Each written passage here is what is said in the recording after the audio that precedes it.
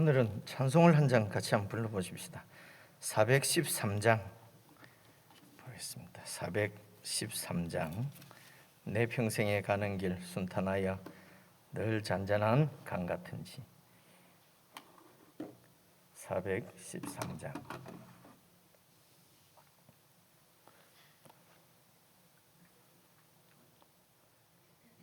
내 평생에 가는 길 순탄하여 늘 잔잔한 강 같은지 큰 풍파로 무섭고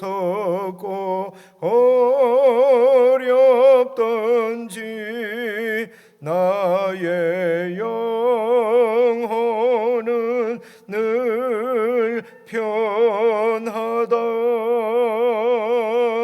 내 영혼 평안해. 내 영혼 평안해. 저마귀는 우리를 삼키려고 입 벌리고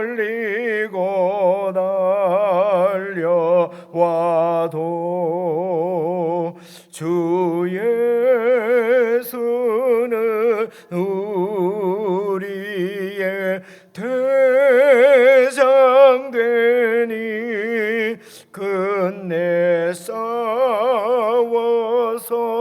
이기리라. 내 영혼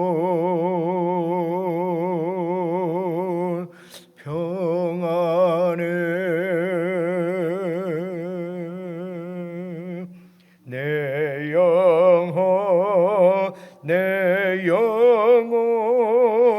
평안해. 내 지은 죄 주홍빛 같으라도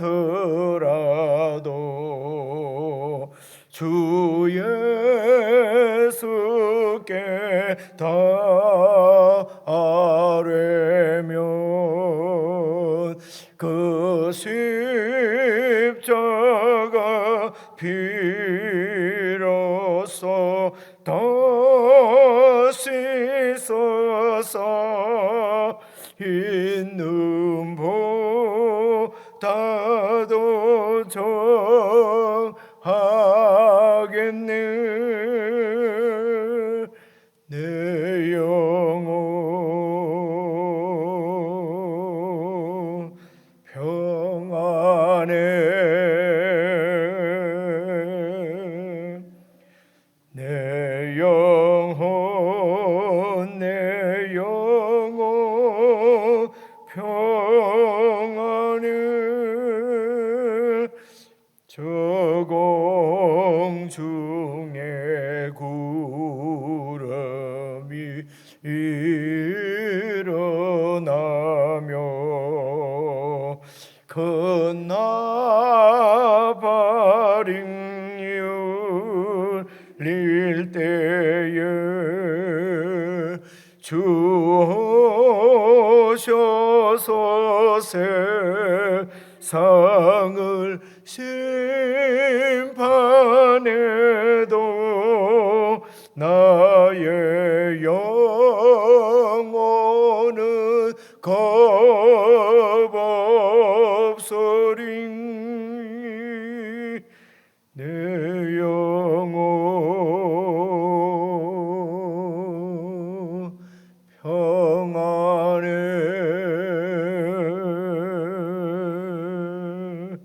내 영혼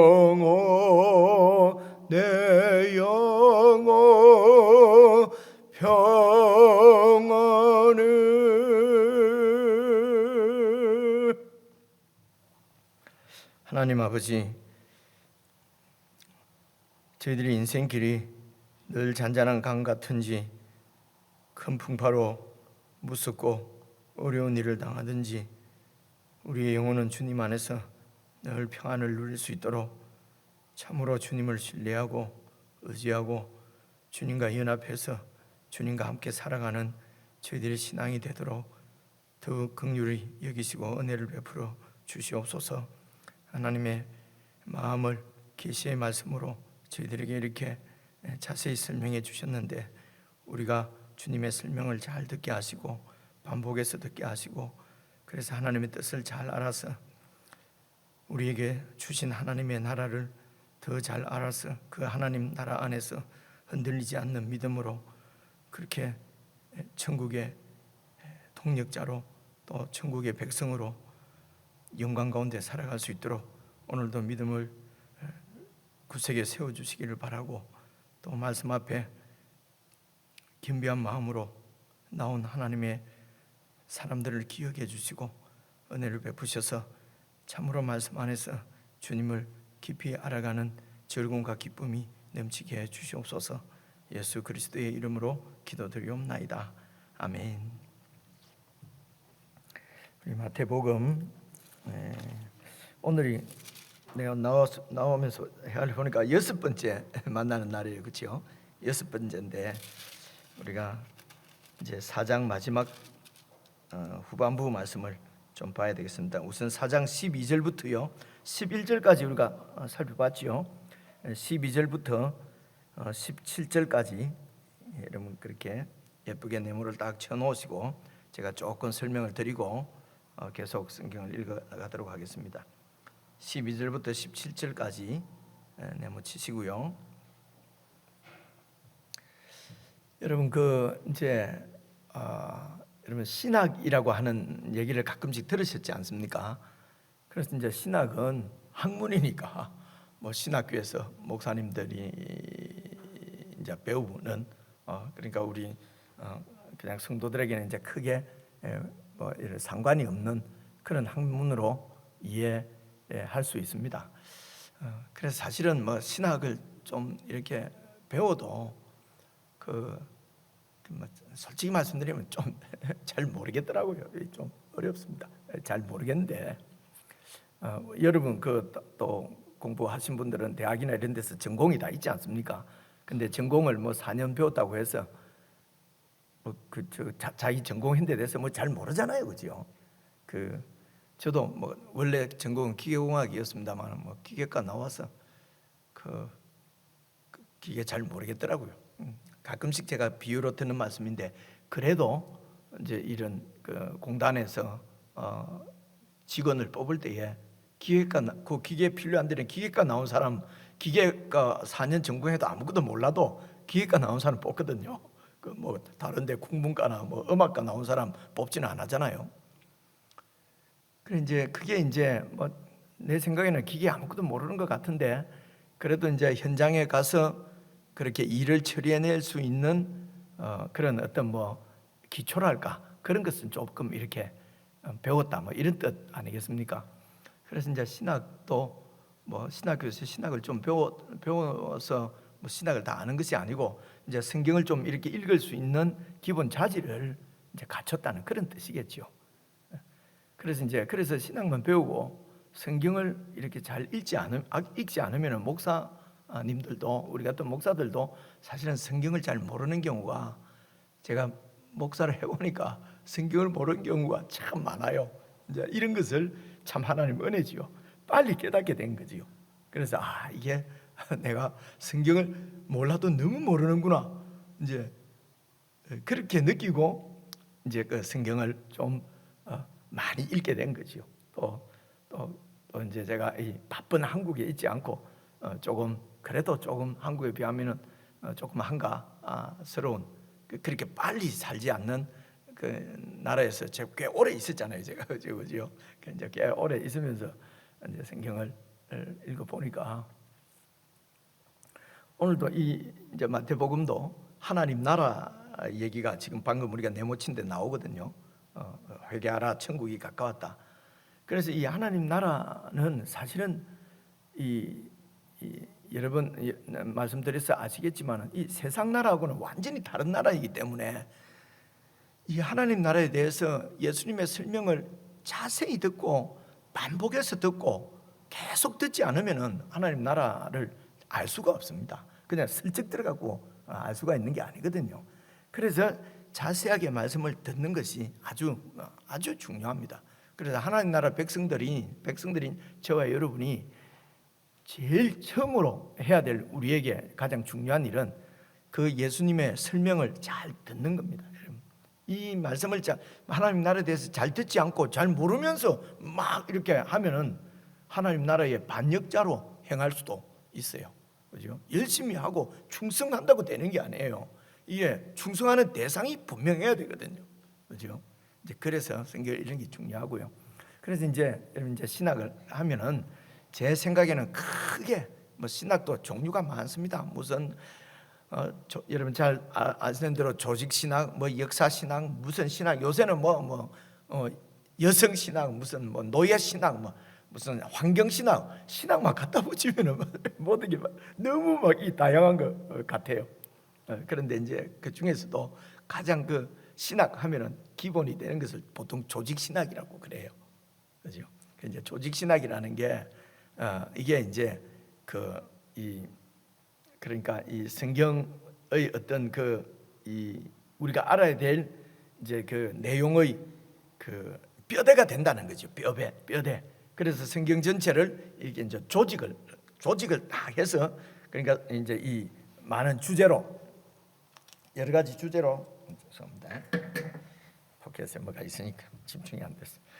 성경 전체를 이제 주제를 가지고 조직을 해놓은 거죠. 그러니까 조직 신학은 제일 처음 나오는 주제가 하나님입니다. 그러니까 하나님이 누구시냐.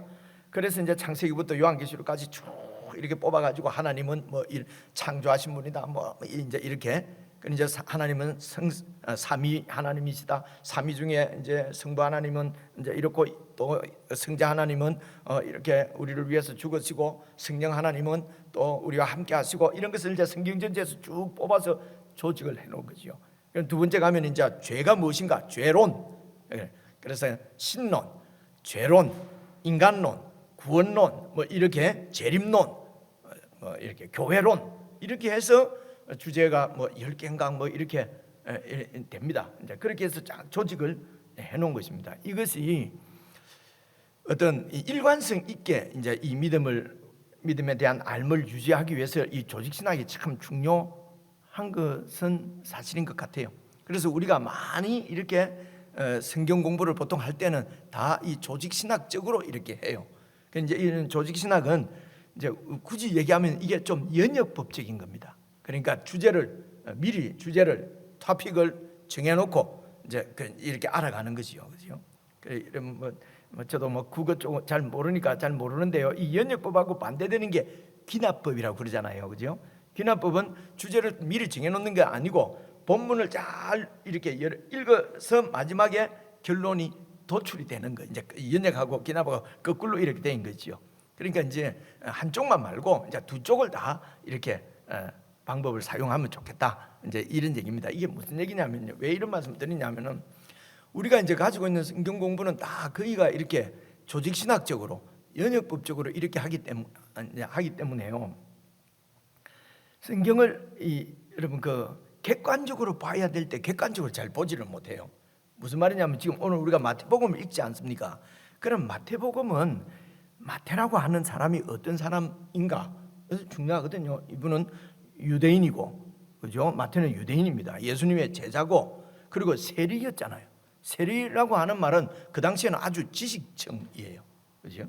그 이제 이런 사람이 이제 그 당시 이제 이 마태복음을 쓸 때가 한 65년에서 70년 사이 이 정도라고 보통 그렇게 학자들이 얘기를 합니다. 그러면 그 당시에 이제 그 교회의 상황, 그죠? 그리고 그래서 이제 그 당시 상황 또 우리가 그냥 유추해 볼 수 있는 게 한 65년에서 70년 이때 이 로마에서 황제를 한 사람이 그 네로입니다. 네로가 64년 그때 이렇게 여러분 뭐 로마의 방화 사건 이런 거 우리가 알지 않습니까? 그죠? 이제 그런 것 때문에 이제 그렇게 해서 이제 이 기독교인들에게 그것을 덮어 씌워서 기독교인을 그렇게 핍박을 이제 그때부터 하기 시작했거든요. 그러니까 유대인으로 있다가 유대교를 믿다가 기독교로 개종한 유대인들이지요. 그죠? 그래 이런 유대인들이 그냥 유대교 안에만 있었으면 핍박이 덜할 텐데 유대교 안에서 예수님을 믿었으니 기독교로 이렇게 개종을 했으니까 유대인들로부터 핍박도 많고요. 그리고 또 이제 기독교를 또 로마 정권으로부터 핍박도 받고 그런 이런 이제 교회의 유대 출신 그리스도인들 형제들에게 이제 이 마태가 예수님의 제자란 말입니다.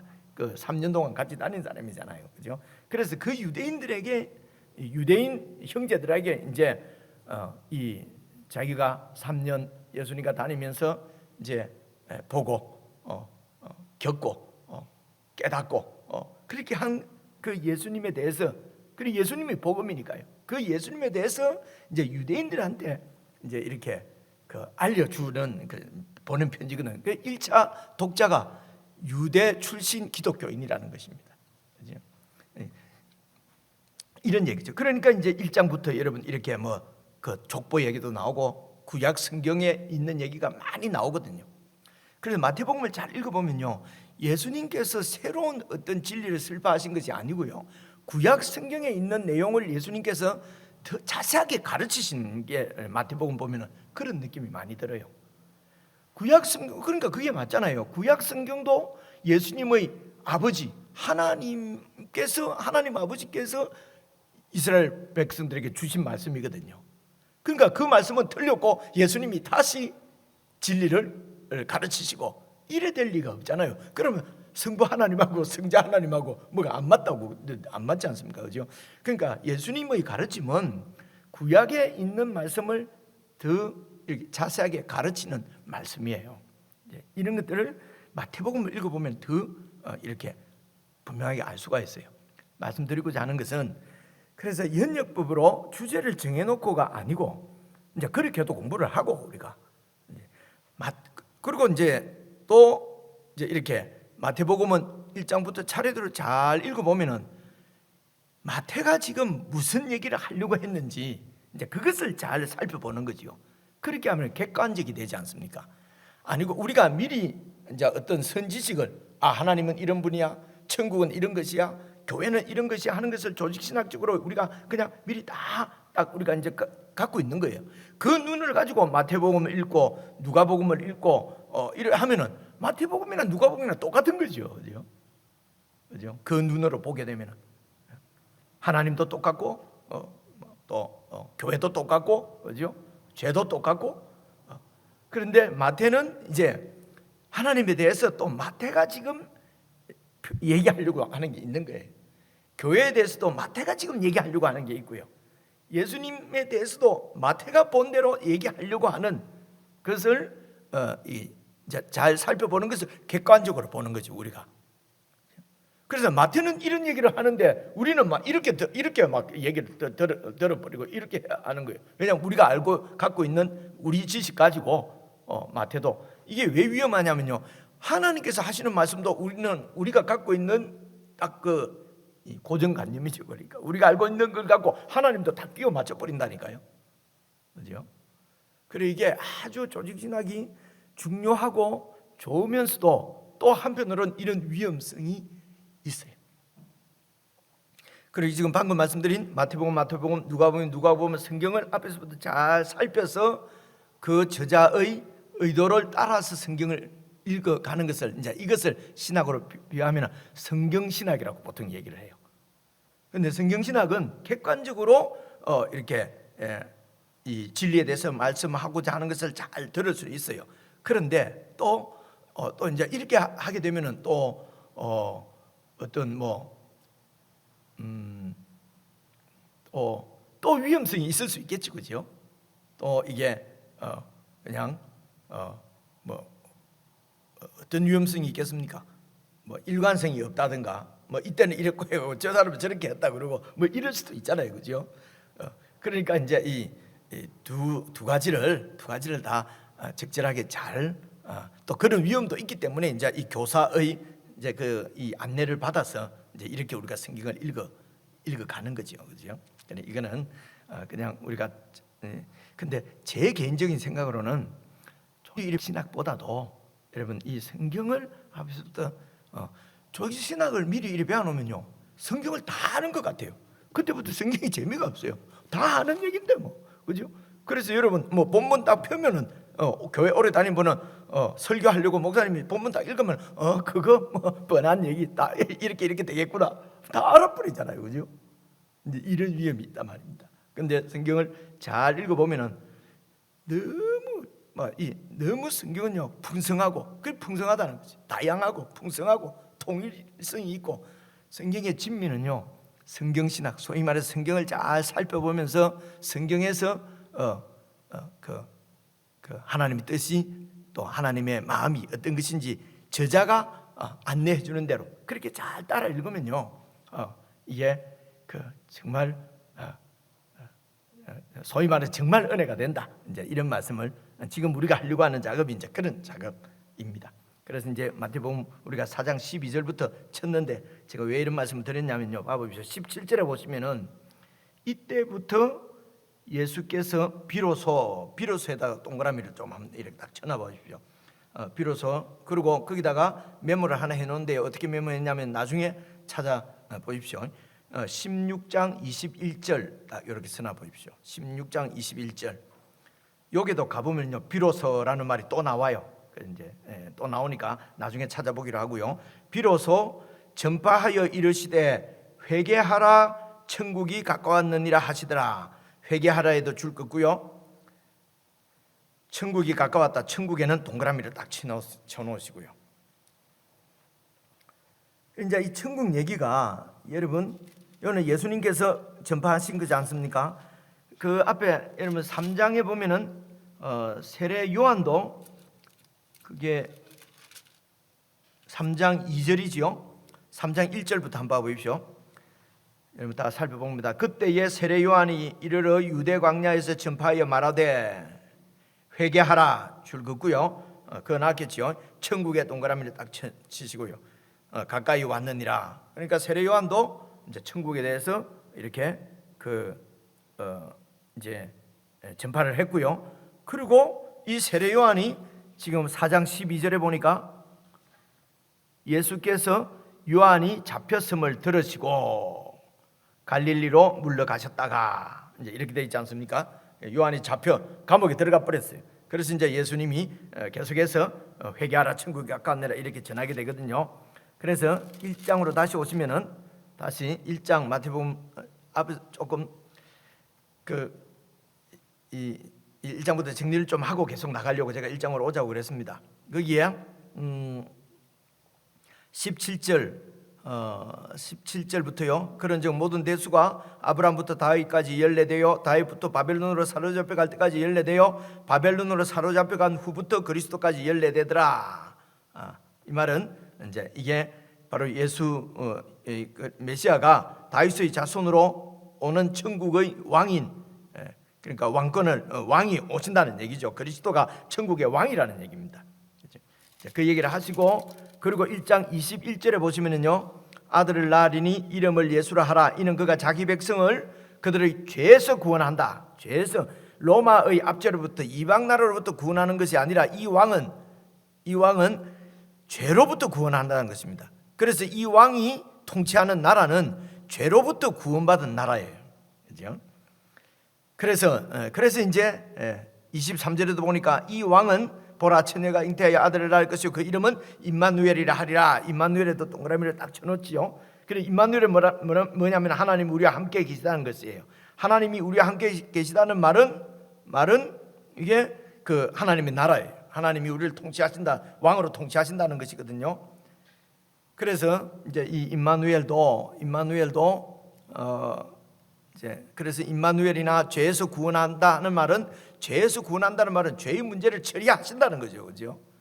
그러니까 죄로부터 심판받을 심판도 없애주시고, 그리고 죄로부터 완전히 벗어난 구원받은 죄를 이기는 그래서 죄를 완전히 심판하고 그리고 죄를 이길 수 있도록 하나님이 임마누엘 함께 하시면서 통치해 가신다는 거예요. 그렇죠?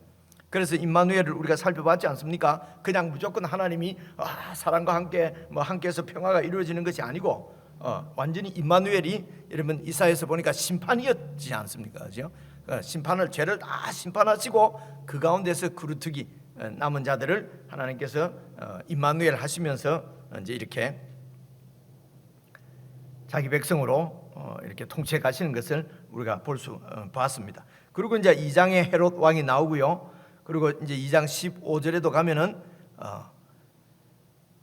헤롯이 죽기까지 애굽에 있었으니 이는 주께서 선지자를 통하여 말씀하신 바 애굽으로부터 내 아들을 부르다. 출애굽 사건을 지금 생각나게 하시면서 예수님께서 자기 백성들을 출애굽 죄로부터 구원할 메시아이신 것을 그렇게 말씀을 하시고, 그리고 3장에 들어와서 세례를 받지 않습니까? 그죠? 세례 받는 사건은 예수님이 죄가 없으신데 세례를 받는 것은 온 인류의 죄를 대신해서, 그죠? 그리고 대표해서 당신이 세례를 받으시고, 세례는 옛 사람이 죽는 거니까요.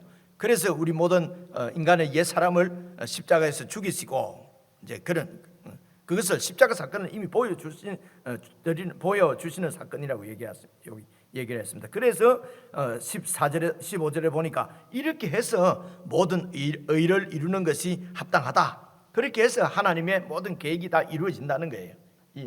그러니까 의는 하나님의 계획입니다. 하나님의 뜻이 바로 의거든요. 그리고 4장에 들어와서 시험을 또 받으시는 거예요. 시험 받으신다는, 예수님이 우리를 대신하고 대표해서 시험 받으신다는 건 뭡니까? 이 구원이 어떤 구원인가를 보여주시는 거예요. 이 세상에 죄로 우리를 표로로 잡고 있는 모든 이 세상의 이런 이 시험들, 그런 시험들을 예수님께서 다 이기신 거지요. 그죠? 말씀으로 이겼었습니다. 그래서 예수님은 이겼으니까 우리는 못 이기니까 맨날 죄짓고 그리고 예수님이 이겼으니까 예수님 공로로 우리는 그냥 천국 가고 이런 것이 아니고, 예수님이 이기셨다는 말은 예수님 안에 있는 우리들도 이런 시험들을 극복하고 이기게 우리를 만들어 가신다는 것입니다. 말씀을 드리니까 생각이 나는데요, 이게 이제 예수님 구원이란 말입니다. 히브리서 쪽 제가 딱 가서 지금 생각나는 말씀을 제가 찾아지면 여러분 같이 보고요.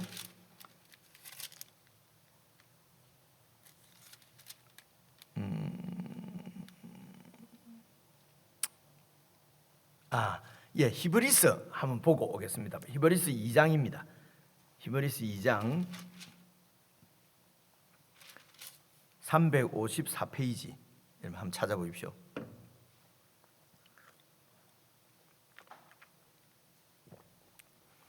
여러분 이렇게 쭉 훑어 보면요, 그리고 4장을 읽고 5장이 지금 소위 말하는 팔복이거든요.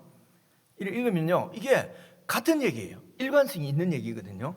무슨 얘기를 지금 마태가 하려고 하는지를 제가 안내해 드리는 대로 같이 읽으면은 크게 설명 안 해도 다 알 수가 있어요. 그래서 이제 히브리서 2장 한번 봐보십시오. 14절 한번 봐보십시오. 자녀들은, 제가 읽어볼게요. 자녀들은 혈과 육에 속하였음에, 그러니까 우리가, 예수 믿는 우리가 사람이라는 거예요. 그래서 그도 그리스도지요. 예수 그리스도도 또한 같은 모양으로 혈과 육을 함께 지니심은, 그러니까 사람으로, 혈과 육은 사람이 되심은 죽음을 통하여서 죽음의 세력을 잡은 자 곧 마귀를 멸하시며, 마귀를 완전히 죽여서 없애버린다, 이렇게 보기가 힘들어요. 없앨 것 같으면은요, 처음부터 안 만들면 되지요. 그죠? 마귀를 멸하신다는 말은 이 마귀의 세력을, 마귀의 권세를 완전히 이렇게 멸해버렸단 말입니까? 멸해버렸다는 얘기입니다. 그 권세를 완전히 꺾어버렸다는 것이요, 예수님께서.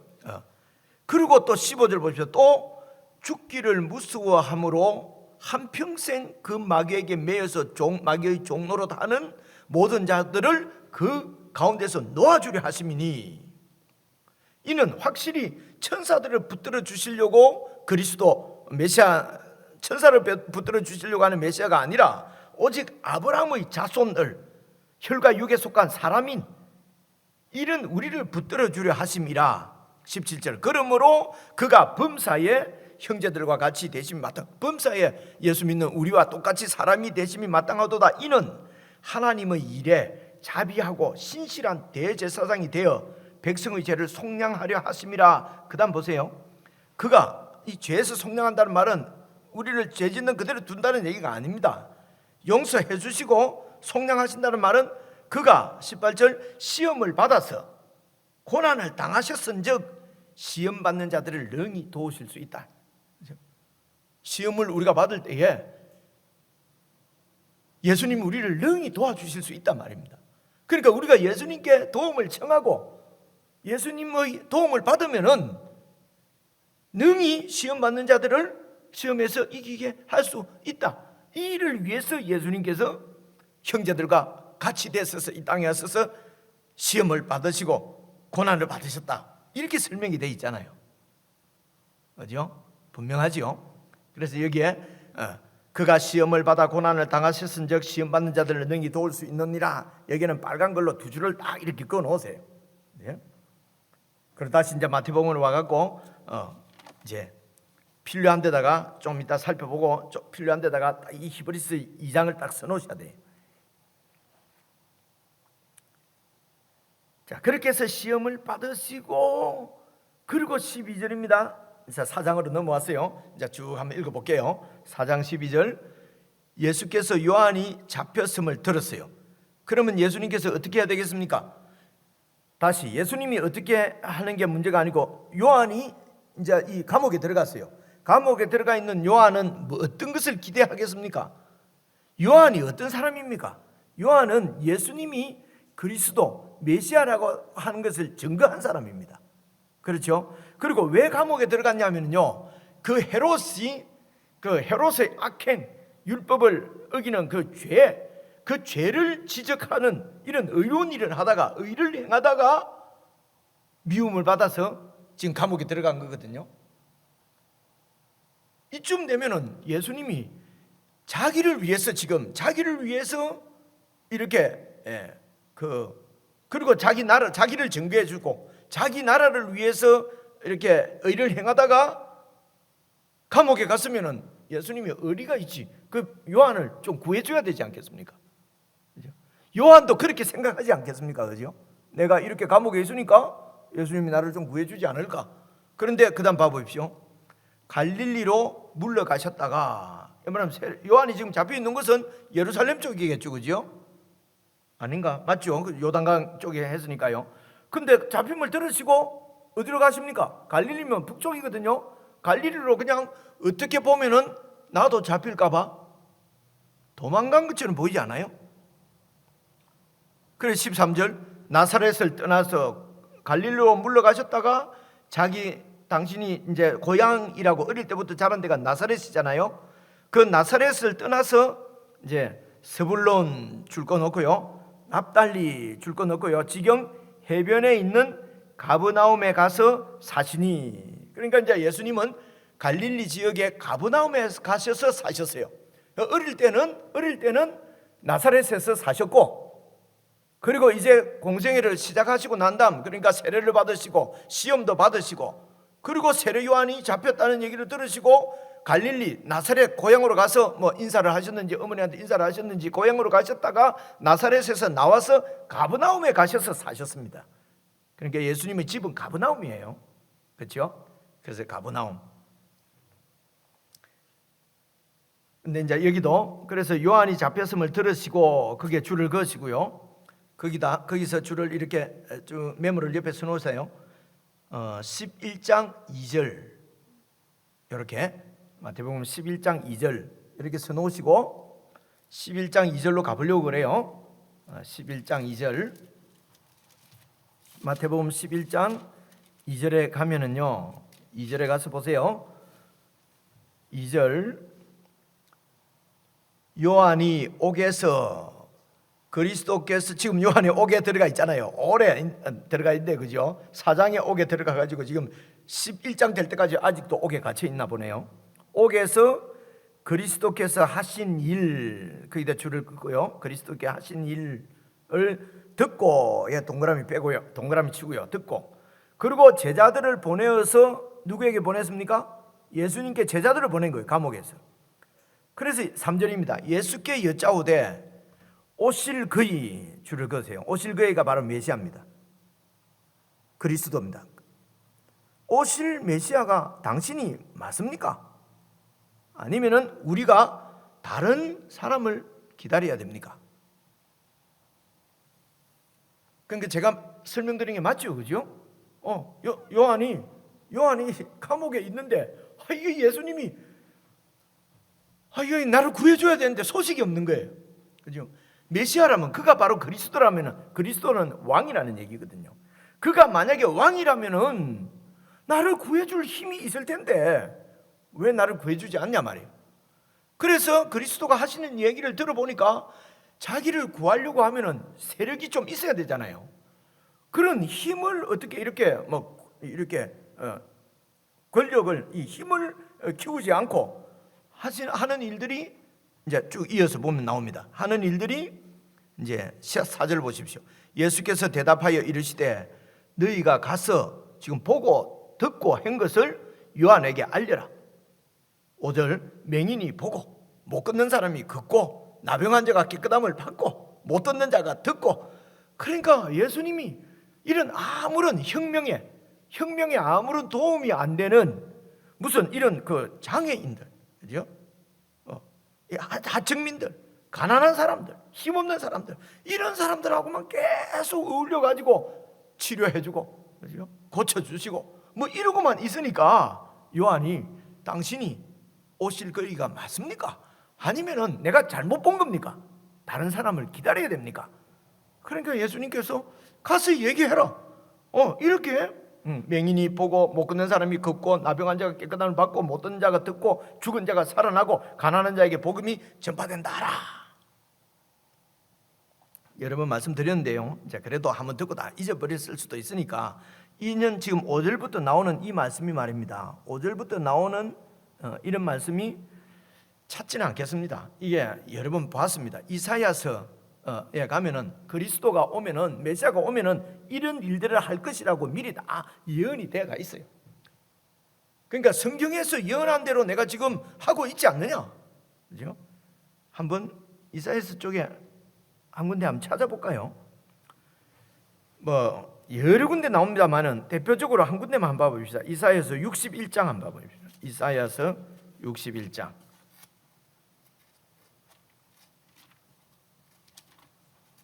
이사야서 61장. 구약 성경 1041페이지. 1041페이지.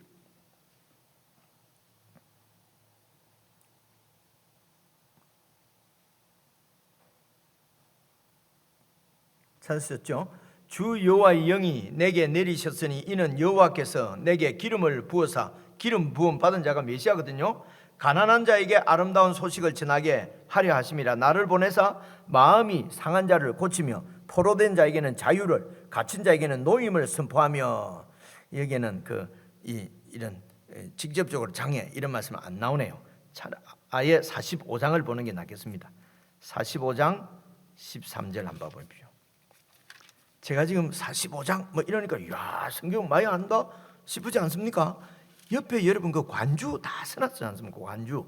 그래서 45장 13절을 한번 찾아보고, 또 아니면은 또 옆에서 쓰는 대로 가면 됩니다.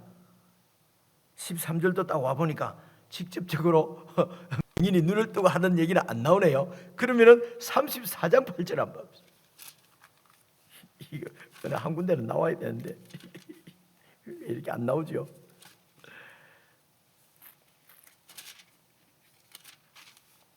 이렇게 자세하게 말씀을 드리려고 한 게 아니, 이것도 아니네. 이제 이러면 당황하죠. 이게 하여튼 이게 많이 나와요. 많이 나오는데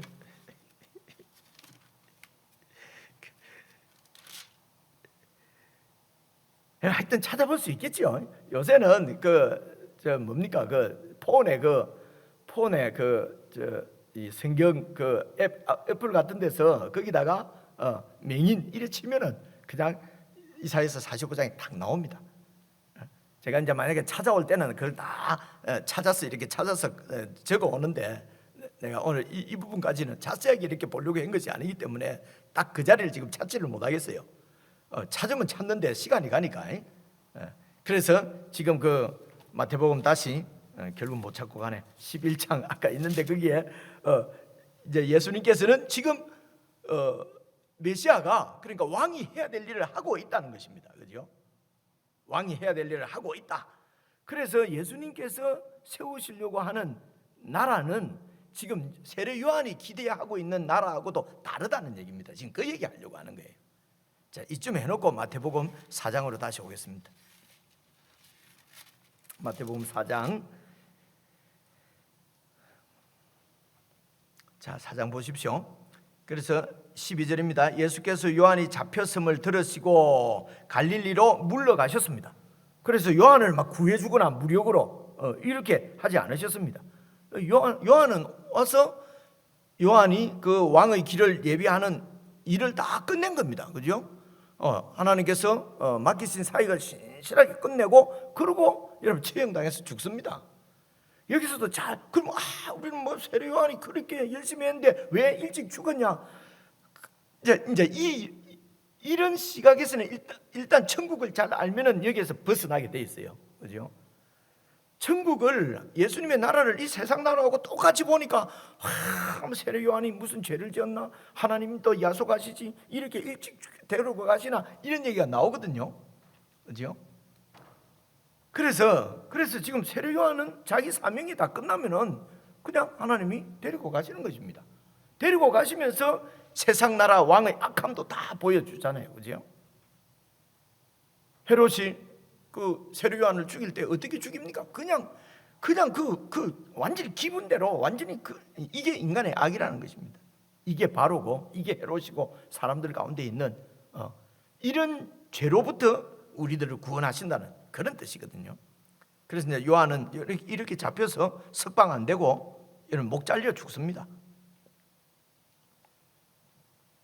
17절까지 가면은 조금 좀 더 자세히 이해할 수 있을 것 같습니다. 그래서 13절 보시면요, 나사렛을 떠나 스불론과 납달리 지역 이렇게 얘기를 했지 않습니까?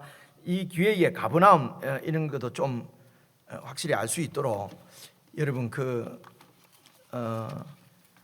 우리 관주 성경을 갖고 계신 분들은 어디를 보시냐면은 저 뒤에 가면은 그 지도가 있습니다. 여러분 관주 성경 아니더라도 여러분 책 그 뒤쪽에 보면은 지도들이 있지 않습니까? 이 지도가 성경책 뒤에는 다 있거든요.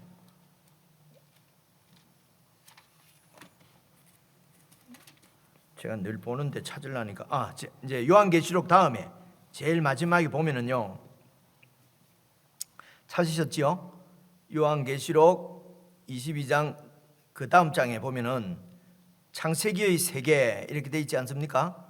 찾으셨지요? 창세기 때에 이제 그 세계 이제 지도가 나와 있습니다. 그게 보면은 창세기 때는 뭐 암몬, 모함 이런 게 있지 않습니까? 한 장 넘기면은 오른쪽에 통일 이스라엘 왕국 이렇게 돼 있지 않습니까? 찾으셨습니까? 지도? 그죠? 우리 윤선희 권사님 찾으셨죠? 저기 윤 권사님 맞습니까? 찾으셨지요? 제가 이 안경을 쓰고 올 건데 못 썼어. 그게 보면은 북쪽에 갈릴리 호수가 있지요. 갈릴리 호수 찾으셨어요? 그죠? 그 동그라미 있는데 통일 이스라엘 왕국 그 옆에 보면은 왼편으로 보면은 스불론 있지 않습니까? 그리고 그 스불론 위에는요 납달리. 그래 이런 데는 줄을 그어도 됩니다. 동그라미 쳐도 되고요. 그러니까 스불론하고 납달리가 어느 쪽입니까? 북쪽이잖아요. 그리고 한 장 더 넘기 보면은요 분단된 이스라엘 왕국이 나오고 그 다음에 신약의 세계가 나오고요. 그리고 한 장 넘기면은 예수 시대의 팔레스틴가 돼 있지 않습니까? 찾으셨지요? 나오지요? 예, 거기에 보시면은 여러분 갈릴리 호수 있고 갈릴리 호수 북쪽으로 보면은 가버나움 있죠? 예, 가버나움이 있습니다. 그리고 가버나움에서 밑으로 좀 내려오면 나사렛 있지 않습니까? 나사렛. 자, 그래서 여러분 그 갈릴리 지역은 갈릴리 호수를 중심으로 해서 서쪽 지중해 쪽으로 쭉 그게 갈릴리 이렇게 써놨지 않습니까? 점을 뚝뚝뚝뚝 찍어가지고 갈릴리 지역은 갈릴리 호수를 중심으로 해서 서쪽으로 있는 지역인데, 이 갈릴리 지역이 이제 구약 시대 때 그 이 지파별로 땅을 이렇게 분배할 때 이 갈릴리 지역은 스불론 지파와 납달리 지파가 북쪽이고 스불론 지파는 조금 약간 남쪽에. 그러니까 납달리 지파와 스불론 지파는 갈릴리 지역에 있어요. 그렇죠? 그러니까 구약 시대 때 갈릴리 지역, 이 납달리 지역과 그리고 여러분 그 스불론 지역은 북쪽에 있는 그 시리아, 그러니까 아람과 그리고 더 그 북쪽에 있는 그 당시에 그 아수르, 이런 그 강대국들이 여러분 침략을 하잖아요. 이렇게 확장하려고 하잖아요, 이 제국들은. 그래서 쳐들어 내려오면은 이 북쪽이니까요. 그러니까 이스라엘 나라의 가장 북쪽인 거예요. 그러니까 매일 여기서부터 당하는 거예요. 전쟁과 늘 전쟁에 휩쓸리던 지역이라는 거죠. 이해가 오지, 그죠? 그러니까 납달리 지파, 스불론 지파, 이 갈릴리 쪽은 계속 죽음의 공포 가운데 있었던 지역입니다. 그래서 이들이 우상을 섬기고 하나님의 강대국을 의지하고 하나님을 떠나면은 하나님의 징계가 임하잖아요. 그럼 하나님의 징계가 임하면은 이제 그 아수르나 이런 바벨론이나 이런 아람이나 이런 나라들을 몽둥이로 들어서 하나님이 쓰실 때에 제일 어디서부터 두드려 맞냐면은 이 스불론, 납달리 여기서부터 두드려 맞는 거예요. 그렇죠? 그리고 이제 예수님 시대 때, 로마 시대 때는 이제 이게 여기가 다 이제 이 원래는 이 가나안 지역의 이 이스라엘 땅이었으니까 여기에도 이제 이스라엘 민족들이 많이 살고 있었겠지만은 로마 시대 때는 이제 이 가브나움이 이 주위에서 가장 큰 도시예요. 그래서 이 가브나움에는 이제 로마 군대도 주둔해 있고 이게 그 통상, 무역 이런 게 이 상업이 발달한 곳이 이 가브나움이거든요. 쉽게 말하면 큰 도시입니다. 중점 도시예요. 그래서 이곳에서는 이제 그러니까 흥청망청 부자들이죠. 여러분 베드로와 이런 사람들의 어부니까 가난했을 것이다. 우리 얘기하는 어부 아니고 배를 갖고 있는 선주잖아요, 그죠? 그러니까 그 당시 농사 짓고 하는 사람보다는 여기 이 어업을 하는 사람들이 더 부유했어요. 그러니까 우리가 생각하는 그렇게 찌질이 가난한 이렇게 생각하면 안 돼요. 이 상황들을 잘 살펴보면요. 가브나움이 부자 동네였고, 그리고 그것에서도 배를 가지고 있는 고깃배를 가지고 있는 그런 지금으로 치면 중상층인 것 같아요. 그죠? 그래서 이제 나사렛으로 오셨다가 나사렛에서, 그러니까 그 밑에 예루살렘 그쪽에서 요한이 이제 거기서 세례를 받으시고 다 하시고 시험도 당하시고 유대 광야에서 시험 당하시고 세례 요한이 옥에 갇혔다는 얘기를 듣고 나사렛으로 오셨단 말입니다. 그리고 나사렛에서 나오셔서 가브나움에 가셔서 사신 거예요. 그러니까 가브나움에서 사셨다는 얘기가 중요합니다. 딱 그건 기억해 놓으시고요. 자, 지도 보셨으니까 다시 마태복음으로 와가지고요. 마태복음 4장에서 이게 길어지네요. 자, 그래서 가브나움에 가서 사셨는데 14절입니다. 이는 선지자 이사야를 통하여 하신 말씀을 이루려 하심이라. 또 이렇게 하잖아요. 이 마태복음은 예수님께서 하신 모든 일이 다 구약에 있는 하나님의 말씀을 다 성취시키는 사건으로 연결시키는 것입니다. 그래서 그 구약에 있는 말씀이 15절부터입니다. 스불론 땅과 납달리 땅과 요단강 저편 해변길과 이방의 갈릴리여, 흑암에 앉은 백성이, 왜 흑암에 앉았습니까? 그죠? 이게 흑암에 앉은 백성, 늘 이런 전쟁, 이런 죽음에 갇혀 있던 이런 백성들이 큰 빛을 보았고 사망의 땅과 그늘에 앉은 자들에게 빛이 비치었도다라고 하는 말씀을 이루려 하심이라. 이 말씀이 어디 있냐면요, 이게 이사야서 9장에 있어요. 이따 한번 보고 와야 되겠습니다. 여러분, 이사야서 9장, 이거는 제가 적어왔기 때문에 분명합니다. 가서 문 찾고 오더라고 안 할 테니까 같이 한번 가보십시다. 이사야서 9장.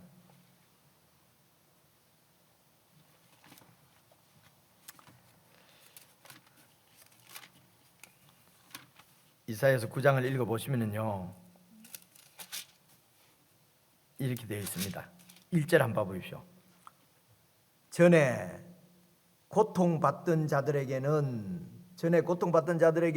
흑암이 없으리로다. 옛적에는 여호와께서 스불론 땅과 납달리 땅이 멸시를 당하게 하셨더니 후에는 해변길과 요단 저쪽 이방의 갈릴리를 영화롭게 하셨느니라. 후에는 그렇게 영화롭게 하신단 말입니다. 요단 저쪽 이방의 갈릴리. 그리고 2절 흑암에 행하던 백성이 큰 빛을 보고 사망의 그늘질 땅에 거주하던 자에게 빛이 비치도다. 이게 지금 이사야서 이 말씀은 이게 지금 바벨론 포로로부터 이제 돌아오고 바벨론으로부터 완전히 해방될 것을 지금 이렇게 말씀하는 거거든요. 그래서 계속 읽어볼게요. 3절 어떻게 빛이 비치냐면요 주께서 이 나라를 창성하게 하시며 그 즐거움을 더하게 하셨으므로 추수하는 즐거움과 탈취물을 나눌 때 즐거움같이 그들이 주 앞에서 즐거워하오니 이는 이유가 뭐냐? 그들이 무겁게 맨 멍에와 그들의 어깨의 채찍과 그 압제자의 막대기를 주께서 끄끄시되 미디안의 날과 같이 하셨음이니이다. 5절입니다. 어지러이 싸우는 군인들의 신과 피 묻은 겉옷이 불의 습같이 살라지리니, 그러니까 이게 이 강한 통치자가 나타나서 그 스불론 지역 납달리 지역을 빛이 비쳤는데 강한 왕이 와서 그 나라를 아주 찬란한 나라를 세운다는 것입니다. 그래서 적들을 다 물리치고 이 말이 군인들의 신과 피 묻은 겉옷이 불의 습같이 다 살라지고, 그래서 그 이방 죽음의 땅에 사망의 그늘에 빛이 비치는데 6절입니다. 이는 한 아기가 우리에게 낳고 한 아들을 우리에게 주신 바 되었는데 그의 어깨에는 정사를 메었고 그의 이름은 기묘자라 모사라 전능하신 하나님이라 영존하시는 아버지라 평강의 왕이라 할 것임이라. 그 정사와 정권입니다. 그 평강의 다음이 무궁하며 또 다윗의 왕좌와 다윗의 후손이지요. 그 다윗의 나라에 군림하여 그 나라를 굳게 세우고 지금 이후로 영원히 정의와 공의로 그것을 보존하실 것이라. 만군의 여호와 열심히 이를 이루시리라. 이 메시아 된 예언이죠, 그죠? 가슴이 뛰지 않습니까? 이게 그냥 예수님이 그냥 갈릴리 납달리 가버나움에서 사시는 것이 아니고, 이 지금 이 이사야서에서 예언한 한 아기가 바로 이 예수님이라는 것입니다. 이 예수님께서 이 압제받고 사망의 그늘에 흑암 가운데 있던 납달리, 스불론, 갈릴리 지역에 이 빛이 비쳤단 말입니다. 이 천국의 빛이 예수 그리스도, 그분이 천국의 왕으로서 그 지역에서 지금 이 천국 복음을 시작하시는 것입니다. 예루살렘이 아니고. 그래서 이전에는 예루살렘이 성전이고 중심이고 스불론 땅과 납달리 땅은 천대를 받았더니, 멸시를 받았더니, 그날이 되면은 그리스도가 이 다윗의 왕자에 앉아서 영원토록 왕노릇할 그리스도가 어디로 오시냐면은 예루살렘이 아니라 이 갈릴리 지역에로 오실 것이다. 빛이 갈릴리 지역에 비칠 것이다 라고 한 이사야서 9장에 있는 그 말씀을 성취하셨다. 지금 마태는 지금 이렇게 얘기를 하는 거예요. 하신 말씀을 이루려 하셨어요. 14절 이는 선지자 이사야를 통하여 하신 말씀을 이루려 하심이라. 일러스되 스불론 땅과 납달리 땅과 요단강 저편 해변길과, 이 해변이란 말은요 지중해를 얘기하는 것이 아니고 그 갈릴리 호수를 있는 가를 해변이라고 그래요. 이 사람들은 호수를 그냥 바다라고 얘기를 한 거예요. 이방의 갈릴리여 흑암에 앉은 백성이 큰 빛을 보았고 사망의 땅과 그늘에 앉은 자들에게 빛이 비쳤도다 하였느니라. 17절 이때부터 예수께서 비로소 전파하여 이르시되 회개하라 천국이 가까웠다. 그러니까 이 천국은 어떤 지리적이나 이런 것보다도 우선 그 하나님의 통치가 가까이 왔다 이 말입니다. 하나님의 통치. 그래서 이 통치 안으로 들어가는 것이 바로 천국으로 들어가는 것입니다. 하나님의 통치가 어떻게 이 땅에 임했습니까? 예수 그리스도를 통해서 임한 것입니다. 그래서 예수님이 왕이시라는 것입니다. 그리고 왕이 오신다고 하는 것이 복음이거든요. 그래서 예수님께서 이제 비로소 회개하라. 이 말은 이제는 반역을 멈추어라. 진짜 왕이 나놓고 가짜 왕 노릇하던 그런 왕들을 다 왕자리에서 다 내려와라. 하나님의 통치가 임했다. 이제 이렇게. 그래서 17절까지 얘기하는 것은 지금 예수님이 천국의 왕인데 예수님의 나라인 그 하나님 나라는 세상 나라하고는 완전히 다른데 그 나라를 지금 설명을 하는 것입니다. 18절부터 보십시오. 18절부터 22절까지 내물을 치고요. 22절까지 여러분 네모 치시고 18절 보시면은 저 읽어 갈게요. 조금 진도를 빼겠습니다. 갈릴리 해변에 다니시다가 그죠? 갈릴리 해변에 이렇게 쭉 다니시다가 두 형제 곧 베드로라고 하는 시몬과 그 형제 안드레, 그러니까 시몬과 안드레입니다. 그죠? 베드로는 예수님께서 지어준 이름이죠. 그죠? 그래서 이 베드로는 헬라 말입니다. 헬라 말. 헬라 이름이고요. 이 시몬은 이 히브리 이름이에요.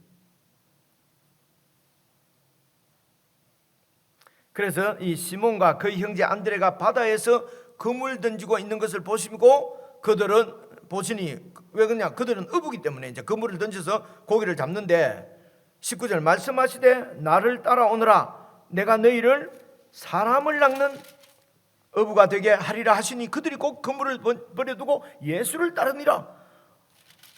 이런 거 좀 이상하지 않습니까? 고기 막 잡고 있는데 예수님이 와갖고 나를 따르라 그러니까 예 그러고 다 버리고 따랐다는 거죠.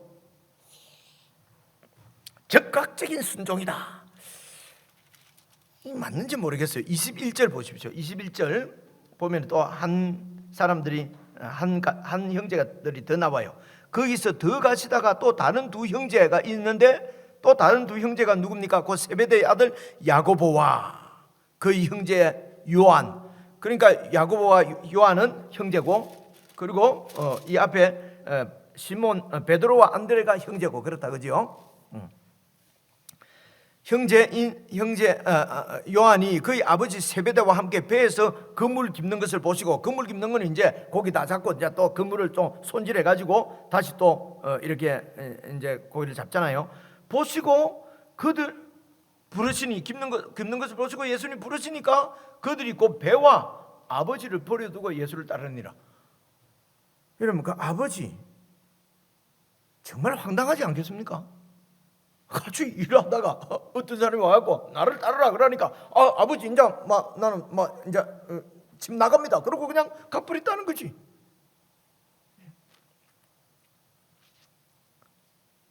이제 이런 부분도 정리를 좀 해놓으십시다.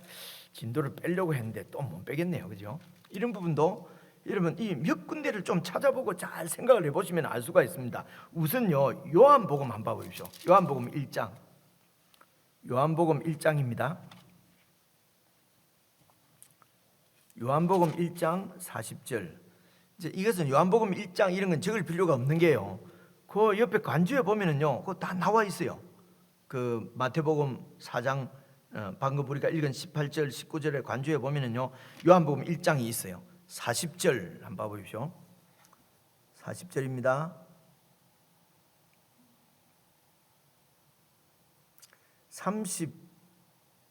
35절부터 제가 쭉 한번 읽어볼게요. 또 이튿날 요한이 자기 제자 중 두 사람과 함께 섰다가 예수께서 지나가시는 것을 보고 말하되 보라 하나님의 어린 양이로다 라고 자기 제자들에게 이제 이 세례 요한이 예수님을 증거했습니다. 37절 두 제자가 자기 선생 그 세례 요한의 말을 듣고 예수님을 따랐어요.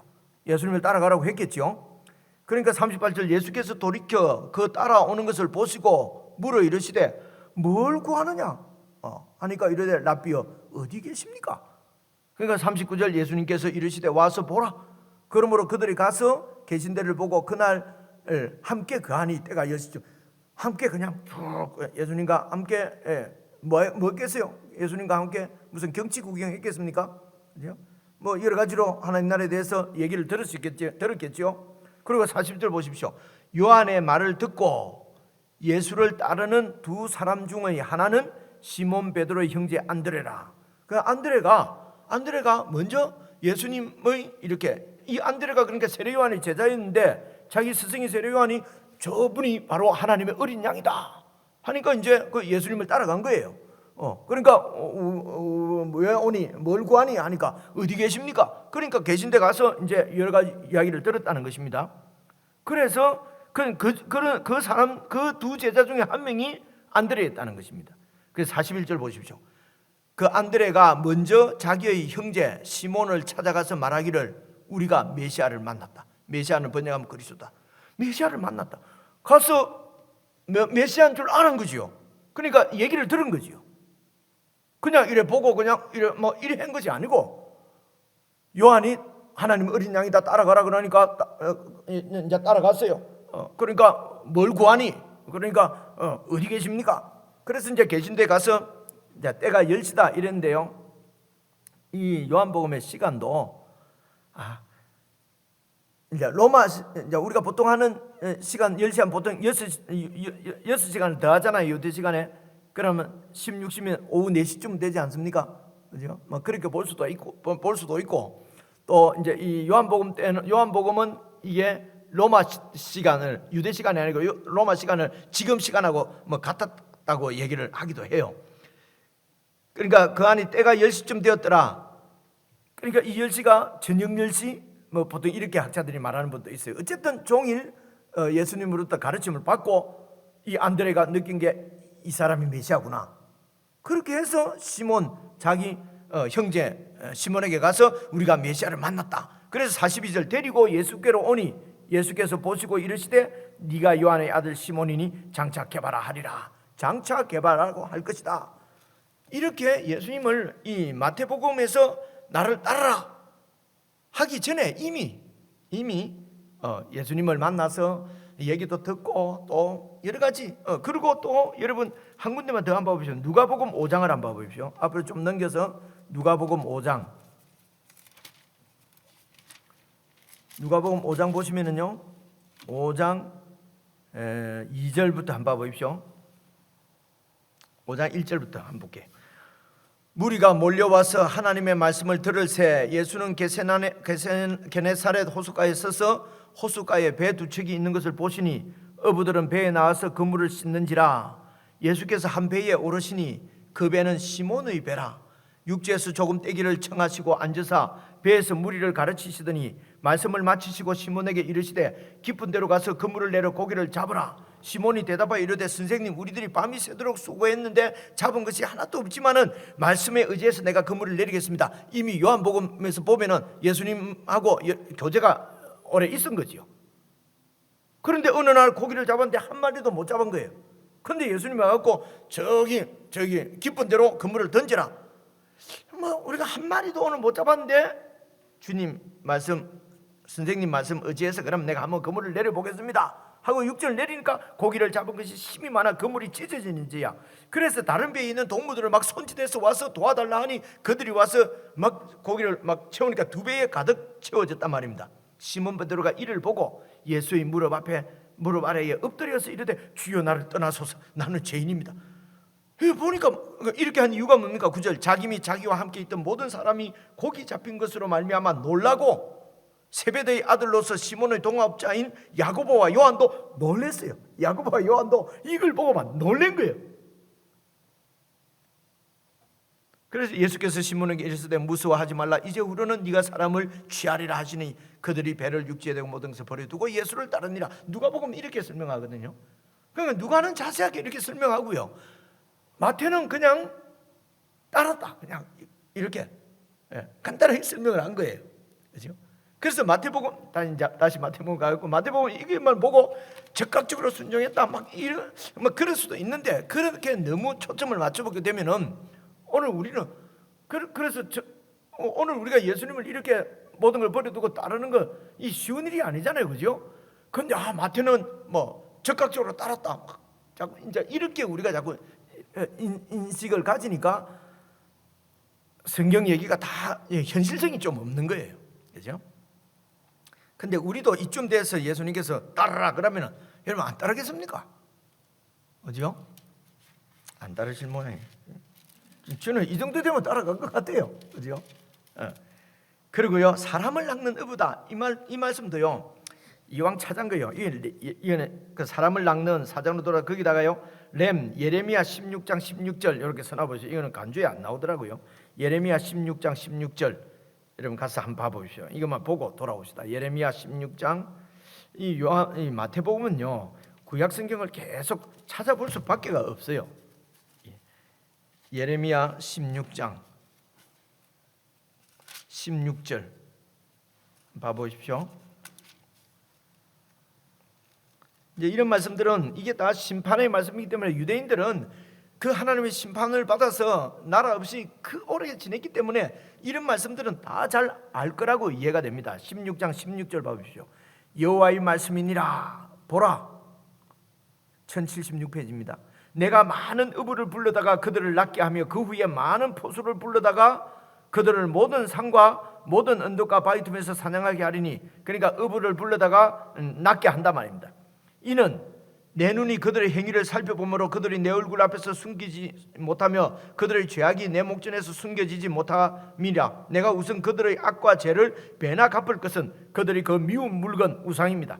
미운 물건의 시체로 내 땅을 더럽히며 그들의 가증한 것으로 내 기업에 가나안 땅에 하나님 나라에 가득하게 하였습니다. 그래서 많은 어부를 불러다가 막 낚아가지고 사람을 낚아가지고 여기서 사람을 낚는다는 것은 심판이지요. 죄 때문에 하나님이 낚아서 심판하겠다는 것입니다. 그래서 어부가 사람을 낚는 것은 심판입니다. 그런데 지금 다시 마태복음으로 와서 예수님께서 이 베드로와 형제 안드레를 불러서는 사람을 낚는다. 심판이 아니고 이제는 사람을 구원하는, 심판으로부터 구원하는 어부로 그렇게 예레미야의 어부가 아니라 이제 이 예수님의 어부, 구원하겠다는 것입니다.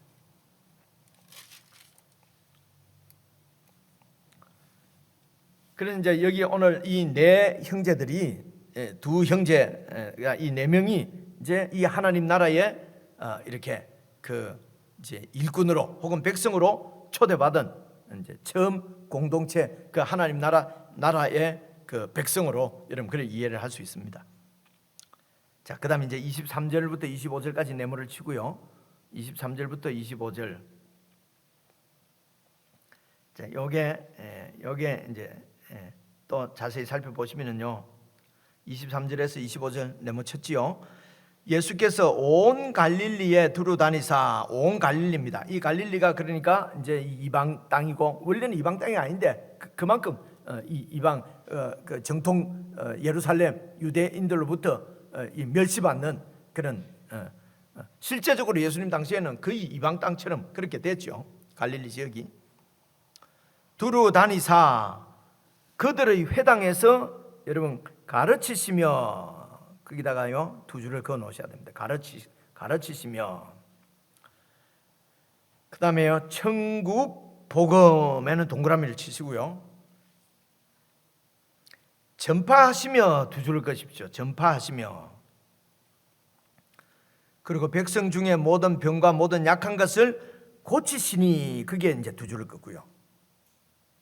그러니까 예수님께서 이 땅에 오셔서 하신 사역은 대표적으로 가르치시고 전파하시고 고치신 사건입니다. 고치시는 사역이셨어요. 그래서 가르치시고 전파하시고 고치시고.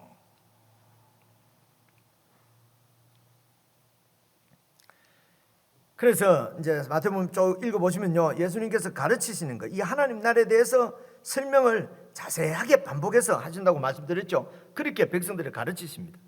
그래서 이 가르침을 잘 배워야, 이 설명을 잘 듣고, 그리고 그래서 하나님 나라에 대한 도리를 잘 배워야 됩니다. 하나님 나라에 대한 우리나라니까요. 그 도리를 잘 배워야 이제 하나님 나라 백성으로서 정말 누리면서 살 수가 있는 것이죠.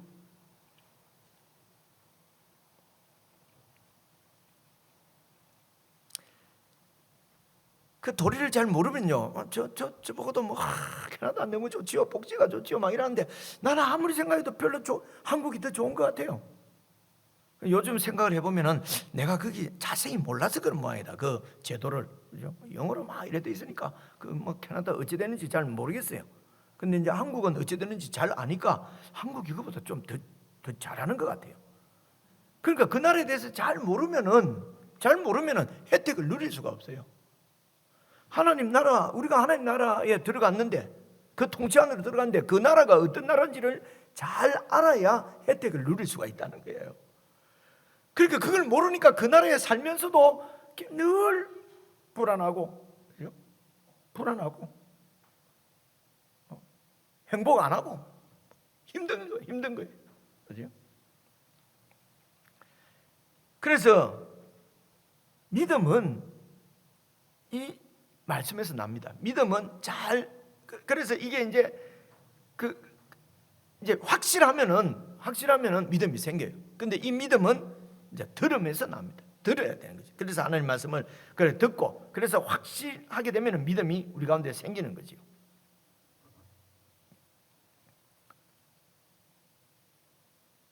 그래서 이제 가르치시는데요. 이제 5장 한번 봐보십시오. 그래서 5장 여러분 아시는 대로 1절 한번 봐보십시오. 이제 이거는 다음 시간에 내문을 치겠습니다. 그냥 1절 한번 보시겠습니다. 예수께서 무리를 보시고 산에 올라가 앉으시니 제자들이 나온지라 입을 열어 가르쳐 이르시되 심령이 가난한 자에게 복이 있나니 천국이 저희 것이며. 그래서 지금 여기서부터는 천국이 어떠한 것인지, 그 천국의 본질에 대해서 지금 가르치시는 얘기예요. 천국이 이런 것이고 천국 백성들은 어떠해야 되며 어떤 생각을 가져야 되고 어떻게 살아야 된다 하는 것을 쭉 가르치십니다. 이 가르치시는 것이 쭉 가서요, 여러분 어디 정도까지 가서 보냐면 7장 28절 한번 봐봐요. 7장 28절 28절 예수께서 이 말씀을 마치심에 무리들이 그의 가르치심에 놀라니 이는 그 가르치는 것이 권위 있는 자 같고 그들의 석유관들과 같지 않았다. 그래서 이 천국에 대해서 쭉 가르치시고, 그 다음에 천국 복음도 막 전파하시잖아요. 전파는 막 선포하는 것입니다. 어떻게 선포합니까? 이제 8장부터 보시면은요, 8장 보시면은 예를 들면 이런 데입니다. 백부장의 하인을 중병을 고쳐 주시면서 쭉 내려가서 11절부터 한번 봐보십시오. 11절 8장입니다. 또 너희에게 이르노니 동서로부터 많은 사람이 이르러서 아브라함과 이삭과 야곱과 함께 천국에 앉을 것이다. 그 나라의 본 자손들, 이 하나님 나라에 대항하고 자꾸 방해하는 그 나라의 본 자손들, 유대인들, 이스라엘 자손들은 바깥 어두운 데 쫓겨나서 거기서 울며 이를 갈게 될 것이다. 그러면서 백부장이 이르시되 가라 네 믿은 대로 될지어다 하시니 그 즉시 하인이 나으니라. 이 천국의 그 권세, 왕의 그 권세를 지금 권세를 보여주시는 것이죠. 그래서 천국 복음을 지금 선포하는 것입니다. 그리고 이제 14절부터 봐보십시오. 예수께서 베드로의 집에 들어가사 그의 장모가 열병으로 앓아 누운 것을 보시고 그의 손을 만지시니 열병이 떠나가고 여인이 일어나서 예수께 수종들더라. 저물매 사람들이 귀신 들린 자를 많이 데리고 예수께 오거늘 예수께서 말씀으로 귀신들을 쫓아내고 병든 자들을 다 고쳐주시잖아요. 고치시니 이는 선지자 이사야를 통하여 하신 말씀에, 이사야서 53장 4절에 나와요. 우리의 연약한 것을 그분이 친히 담당하시고 우리의 병을 짊어 지셨도다 함을 이루려 하심이라. 우리의 연약한 것을 다 담당하고 병을 짊어 지신다. 우리 연약한 이 육신을 고쳐서 지금 다 이렇게 강하게 해주시잖아요.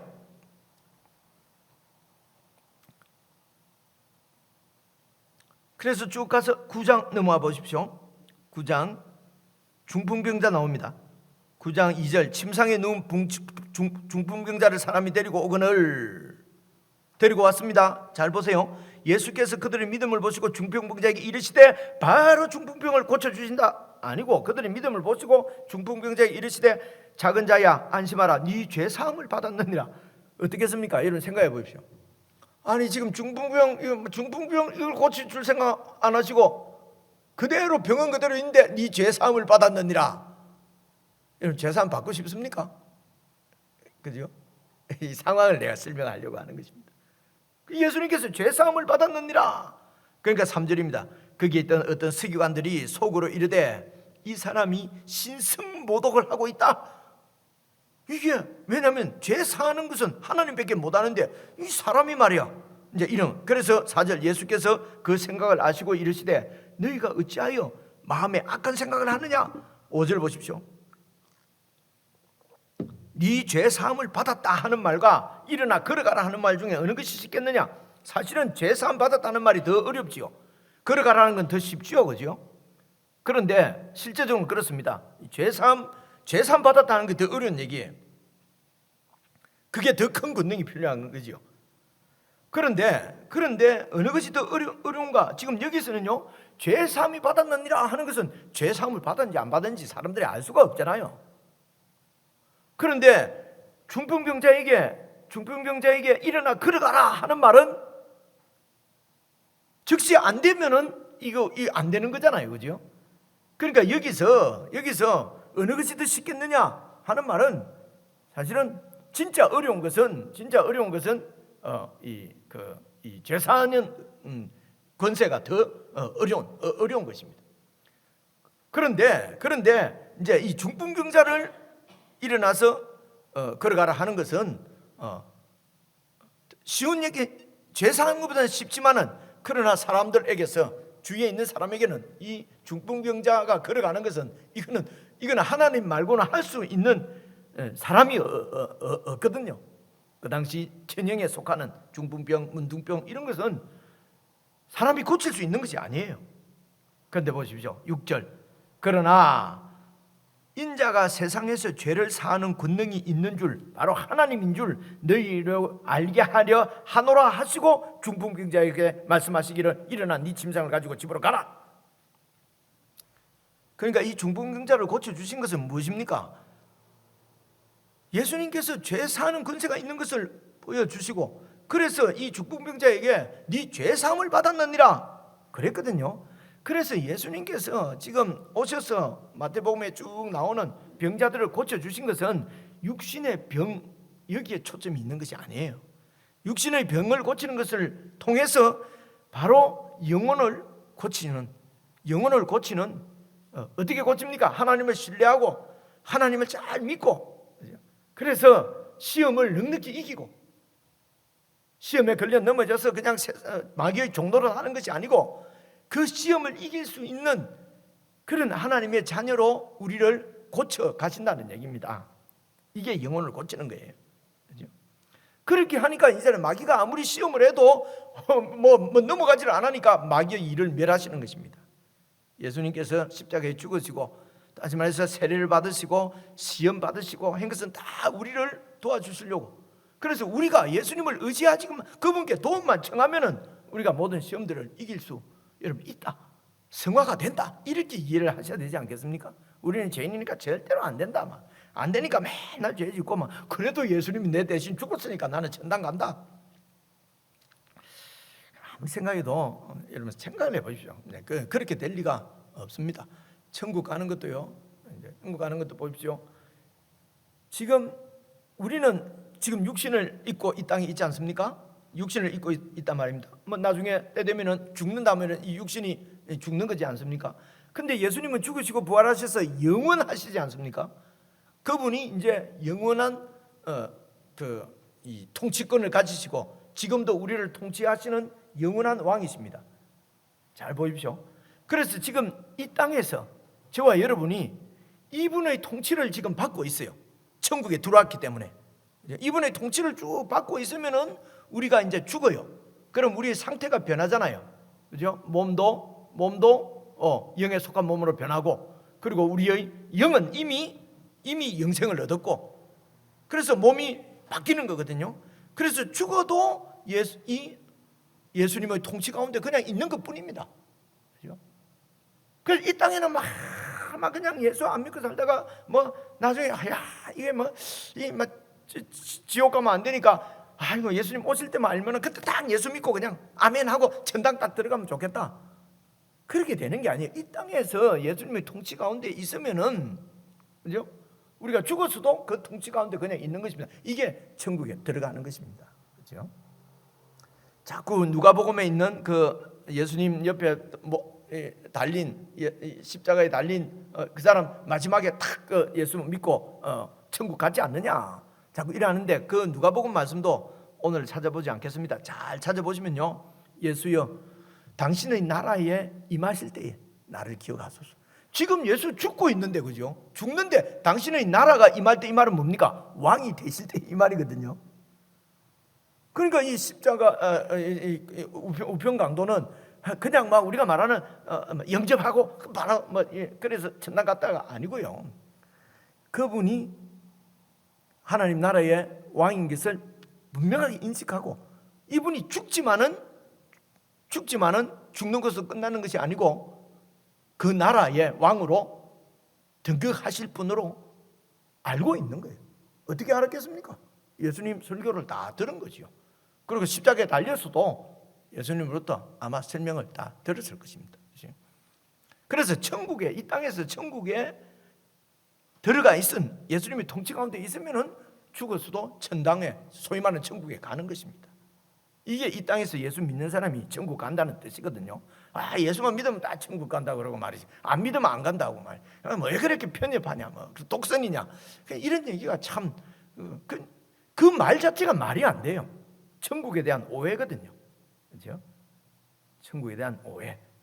그래서 예수님의 설명을 잘 들어야 천국이 이런 것이구나 알 수가 있다는 것입니다.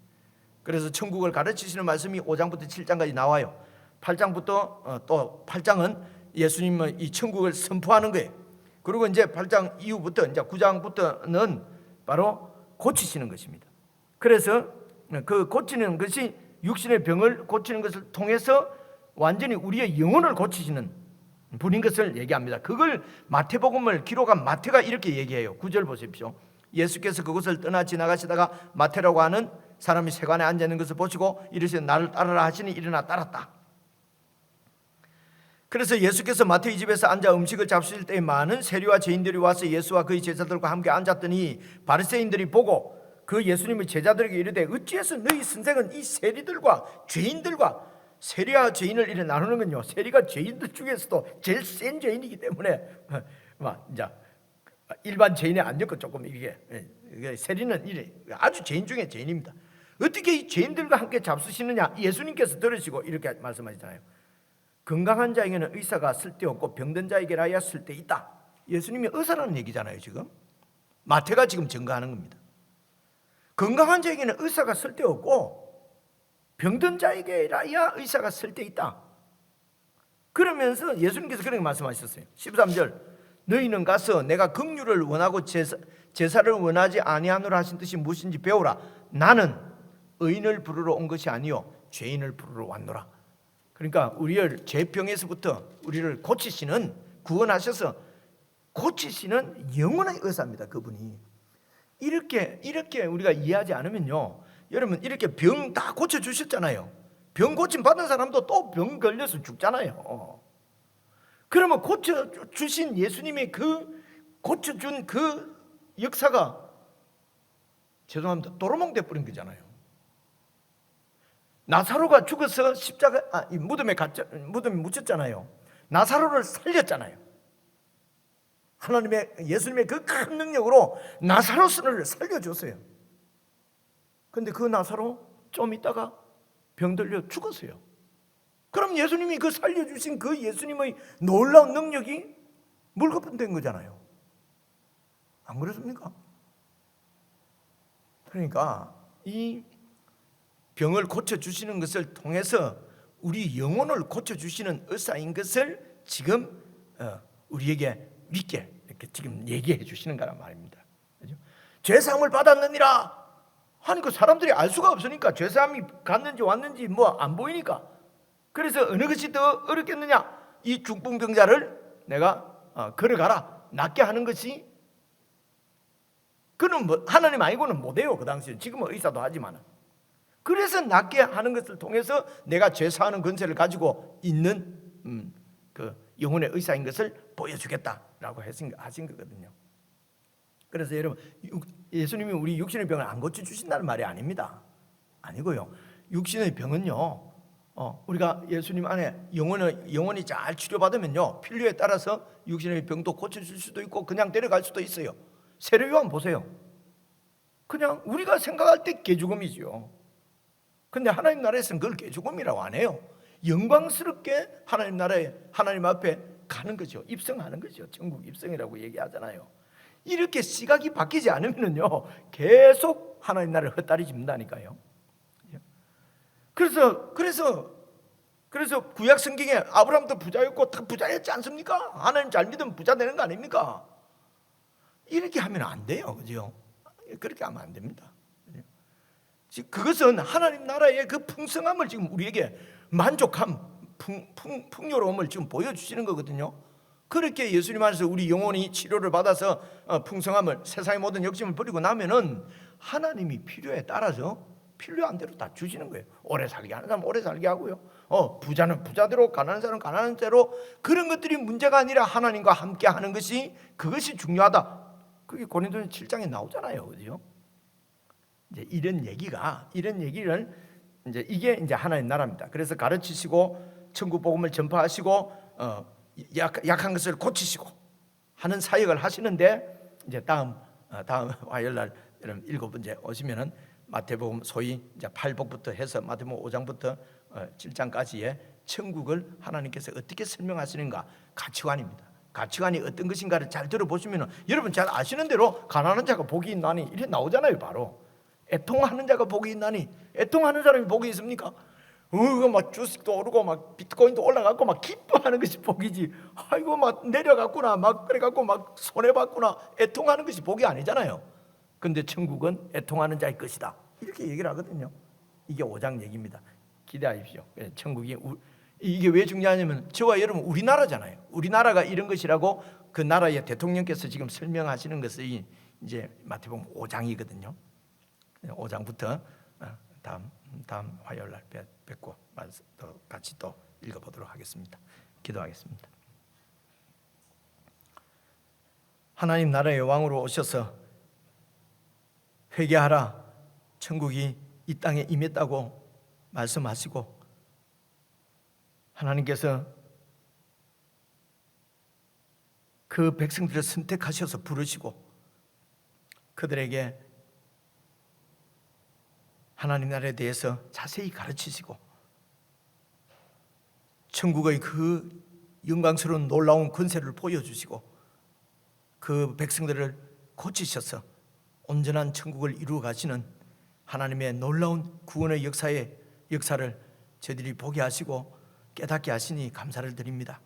하나님 아버지, 우리가 주의 말씀을 반복해서 자세히 듣고 배우기를 즐겨하게 하시고 확실히 깨닫게 하시고 깨달을 만큼 굳건한 믿음 위에 서서 하나님 나라를 온전히 받아 누리는 참 영광스러운 천국 백성의 삶을 풍성히 살아갈 수 있도록 은혜를 베풀어 주시옵소서. 교회에 속한 모든 지체들이 말씀 배우기를 즐겨하고 부지런할 수 있도록 성령 하나님 도와주시옵소서. 예수님 이름으로 기도드리옵나이다. 아멘.